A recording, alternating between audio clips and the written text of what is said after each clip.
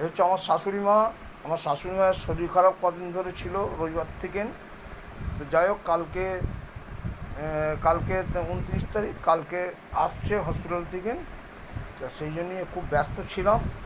ছবি তোলার মতো আমার টাইম, ছবি তোলার মতন আমি টাইম পাইনি। তো আজকে ভিডিও করে ছাড়ছি একটু, মানে একটু টাইমটা একটু ফ্রি পেয়েছি বলে, তাই আজকে একটু তোলার টাইম পেয়েছি। তাই আমি সকলকে জানাই, সকলে ভালো থাকুন, সকলে ভালোভাবে দেখুন।